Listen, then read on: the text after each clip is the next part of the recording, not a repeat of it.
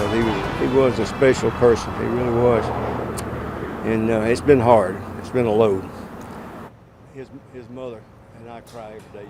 Tonight, we're hearing more from friends and family grieving the loss of a Cat's Meow bartender killed last year from a stray bullet. Good evening, I'm Meg Gatto. And I'm Lauren McCoy. Today's jury decision to convict the shooter on lesser charges left some loved ones disappointed. As David Jones reports, they want him to be remembered as an innocent casualty of the gun violence plaguing New Orleans.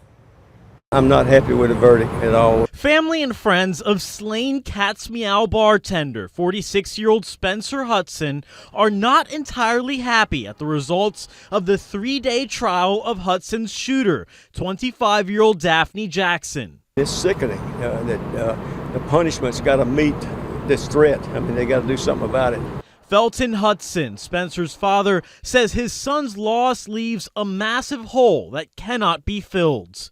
It's just a loss. Terrible. He was our only child, in fact, so you can understand our feelings about it. Spencer Hudson was working in the early morning hours of March 20th of last year when Jackson, standing outside the bar, raised a gun toward a group of people and fired twice. One bullet nicked the neck of a 21-year-old tourist. The other pierced the wall of Cat's Meow, hitting Hudson in the chest, killing him.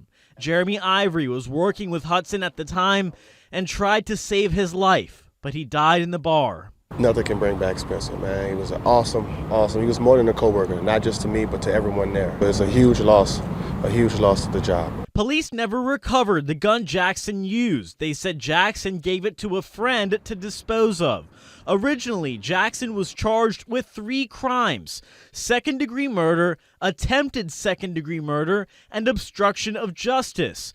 The jury found Jackson guilty of manslaughter, aggravated assault with a firearm, and not guilty on the obstruction charge. I'm not happy with it. I think she should have been convicted on all 3 counts. And but I was told in there that she could still get a severe punishment out of it, so hopefully that'll be the case.